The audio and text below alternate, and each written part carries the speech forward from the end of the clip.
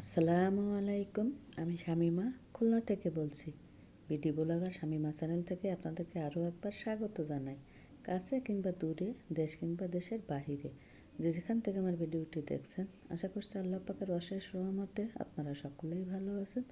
আমরাও আলহামদুলিল্লাহ ভালো আছি। তো এখন সকালবেলায় সকালে হচ্ছে খিচুড়ি রান্না করব, তা একটু গোছগাছ করে নিচ্ছে। খিচুড়ির জন্য যে ঝাল, পেঁয়াজ, রসুন যে মশলাগুলো লাগে এগুলো রেডি করে নিচ্ছে।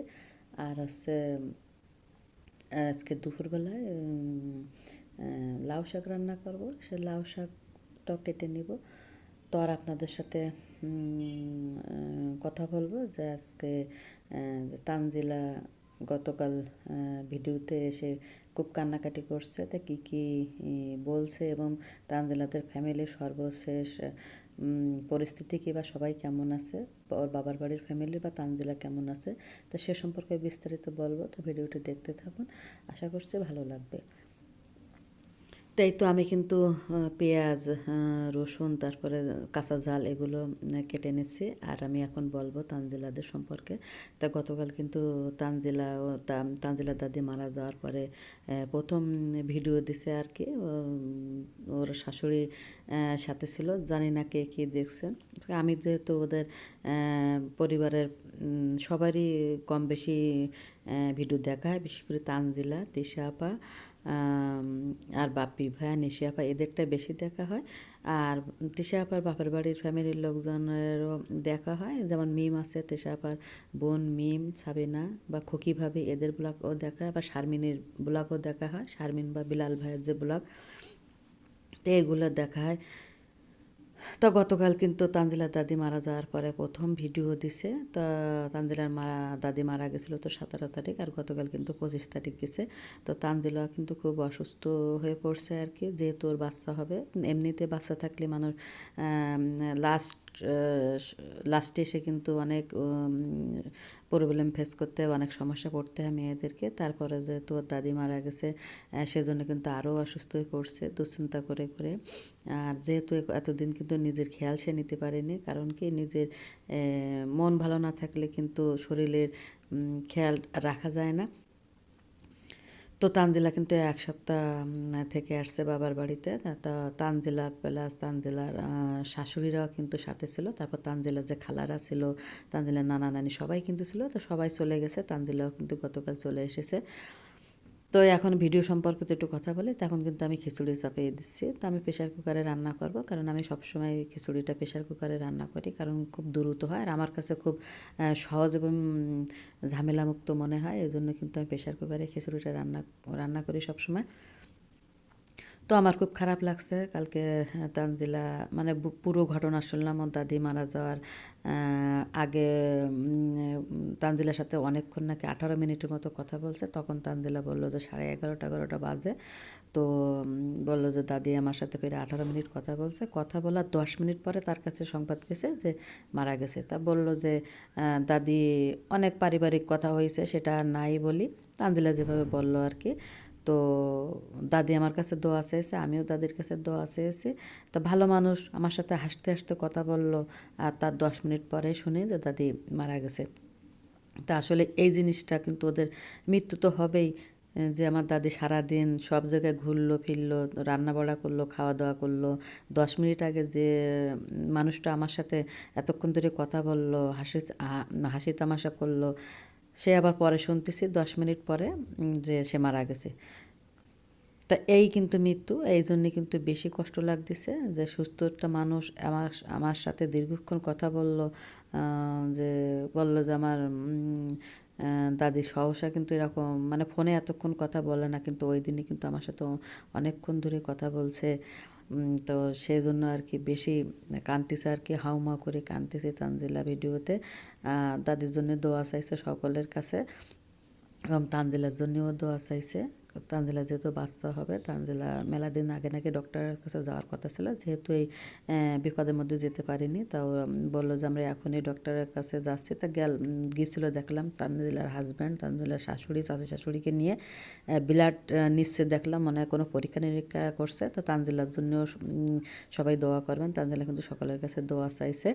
আর তানজিলার বাবার বাড়ির মানে তানজিলার বাবা মা ভাই বোনদের কথাও বললো, তাদের জন্য দোয়া চাইলো, কারণ তানজিলার আব্বু নাকি খুব অসুস্থ হয়ে পড়ছে, বাপ্পি ভাই আর কি। তো হওয়াটাই স্বাভাবিক, কারণ বাপ্পি ভাই কিন্তু একমাত্র ছেলে।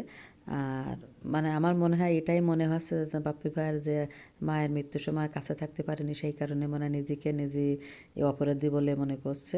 সেই কারণে হয়তো আরও বেশিটা খারাপ লাগতেছে বাপ্পি ভাইয়ের, বা বেশি মানসিকভাবে ভেঙে পড়ছে। যদি মৃত্যুর সময় কাছে থাকতো হয়তো বা মনে হয় কিছুটা হলেও বুঝ পেত। যাই হোক, সবই আল্লাহ পাকের ইচ্ছা, আসলে নসিব ছিল না। আর তাবিয়ার কথাও বললো যে তাবিয়াও নাকি খুব কান্নাকাটি করছে, তাবিয়াও অনেক অসুস্থ হয়ে পড়ছে ওর দাদির জন্য। কারণ আসলেই কিন্তু সত্য কথা, বাপ্পি ভাইয়ের আম্মা তাবিয়া বা তানকে কিন্তু অনেক ভালোবাসতেন।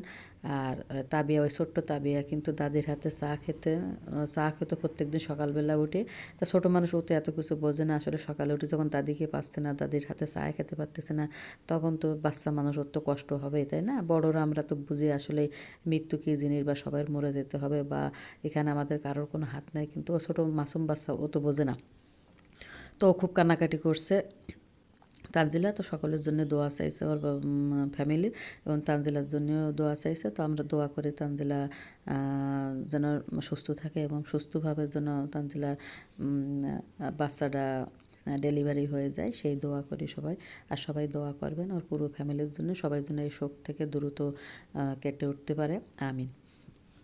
আর তানজিলার দাদির জন্য দোয়া করব, আল্লাহ পাক যেন তানজিলার দাদিকে জান্নাতুল ফেরদাউস নসিব করেন। আসলেই কিন্তু উনি খুব ভালো মহিলা ছিলেন। এবং তানজিলা নাকি মরার যে আগে যে কথা বলছিল, তানজিলাকে নাকি বলেছিল যে তুমি এত চিন্তা করো কেন, এত ভয় পাচ্ছ কেন, আমার বাচ্চা দুটোই কিন্তু নর্মালে চেষ্টা করবা, তারপরে বেশি ভয় পাবা না। আর নর্মালে বাচ্চা কাচ্চা হলে শরীর বেশি স্ট্রং থাকে। দেখো না, তোমার ফুপি, তোমার আব্বু নর্মাল ডেলিভারি হয়েছিল, এই জন্য কিন্তু আমি এখনও কতটা স্ট্রং, ভেঙে পড়বা না, সবসময় হাঁটাচলা করবা, নামাজ কালাম করবা, দুশ্চিন্তা করবা না, এসব নাকি বলছে। তাই আর এসব কথা মনে করি কিন্তু তানজিলা বেশি কান্নাকাটি করছে, যে আমাদের কিন্তু মাথার উপরে ছায়া যে বট গাছ, সেটা চলে গেছে। সবসময় দাদি আমাদেরকে বুঝ দিয়ে রাখতো যে এটা করবা, ওইটা করবা না। আসলে মুরব্বীরাই কিন্তু এই সমস্ত জ্ঞানগুলো দিয়েই থাকে। তো এই আর কি। তা সব মিলে তানজিলাও খুব দেখলাম এখনও খুবই ইসির মধ্যে আছে আর কি, মানে খুব কান্নাকাটি করলো। তো সকলের জন্য আমরা দোয়া করি, তানজিলার জন্য বিশেষ করে দোয়া করি, যেহেতু একটা বাচ্চা হবে, তো খুব ভালোভাবে যেন বাচ্চাটা হয়ে যায়, মা বাচ্চা যেন ভালো থাকে, সেই দোয়া করি। তো এই তো। তো এখন আমি কথা বলতে বলতে কিন্তু এই তো আমি লাউ শাক কেটে নিচ্ছি। আর এই লাউ শাকটা আছে আমার পাশের বাড়ির এক আন্টি আছে, আন্টির নিজের বাড়িতে লাগিয়েছে শাকগুলা, তো আমাকে দিছে খেতে।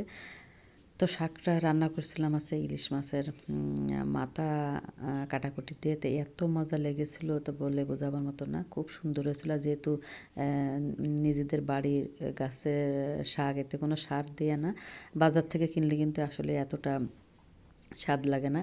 তো ওদিক থেকে কিন্তু আমার খিচুড়িটা রান্না করে নিয়েছিলাম।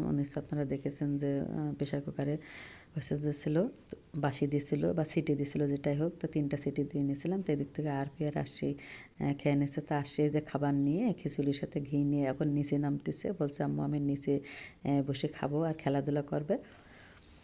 তো নিচে যেহেতু আরও একটা বাচ্চা আছে, তো ওদের ওইখানে খেলাধুলা করবে আর খাবে, মানে তারা নিচে খেলা করতেছে। তো সেখানে পাশে বসে আর কি টুল আছে, টুল নিয়ে গেছিলো আগে, বা চেয়ার ছিল, আর প্লাস্টিকের চেয়ারে বসে বসে খাবে। তা আমি বললাম যাও। তো আমি এখন আসছে ইলিশ মাছ কেটে নেব। তো এগুলো আছে, ইলিশ মাছগুলো কিন্তু খুব একটা বড় না, ছোটো সাইজের ইলিশ মাছ, তবে ছোটো ইলিশ মাছগুলো কিন্তু আবার খেতে ভালো লাগে।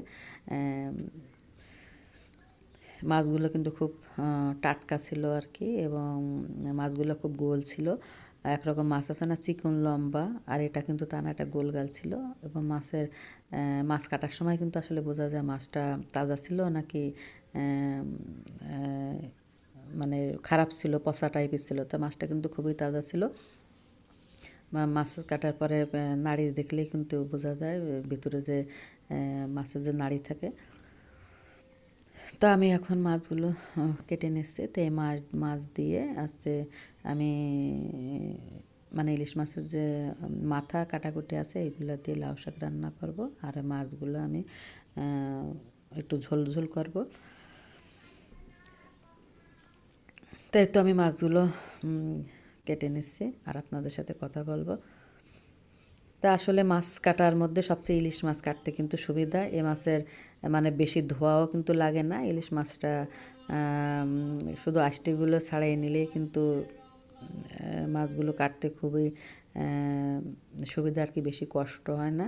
আর এই মাছগুলো তত বেশি ভালো করে মানে ডলে ডলে ধোয়াও লাগে না। অন্য অন্য মাছ যেমন সেগুলো অনেক ধুতি হয়, যেমন ট্যাংরা মাছ, তেলাপিয়া মাছ, রুই, কাতলা, এগুলো কিন্তু মাগুর মাছ, শিং মাছ ডলে ডলে একদম পরিষ্কার করে নিতে। আর এই মাছটা কিন্তু কোনো রকম খালি আষ্টিটা ছাড়াই, রক্ত পানিটা ছাড়াই 2-3টা ধোয়া এমনি আলগা ধুয়ে নিলেই কিন্তু হয়ে যায়। তো এখানে কিন্তু লাউ শাক কেটে নিয়েছি, আর এই তো ইলিশ মাছগুলো কেটে নিয়েছি। তো আমি এগুলো রান্না করবো, আর রান্নাটা কিন্তু আমি অফ ক্যামেরায় করে নেব, কারণ তা নাহলে ভিডিওটি অনেক বড় হবে। আর একদিনে কিন্তু মানে রান্না প্লাসে কাটাকুটি সব কিছু দেখালে ভিডিওটি অনেক বড় হয়ে যায়। তাই এই তো কথা বলতে বলতে কিন্তু আমার লাউ শাক রান্না হয়ে গেছে। সাথে একটা আলু কেটেও দিয়েছিলাম মাথা দিয়ে, কাটাকুটি দিয়ে। আর এখানে আছে যে মাছ ঝোল করে নিয়েছি। তো এই তো আমার আজকের ভিডিওটি এ পর্যন্তই ছিল। তা কেমন হয়েছে অবশ্যই কমেন্টস করে জানাবেন, আর ভালো লাগলে একটা লাইক দিবেন, আর খুব বেশি ভালো লাগলে আমার চ্যানেলটিকে সাবস্ক্রাইব করে নেবেন।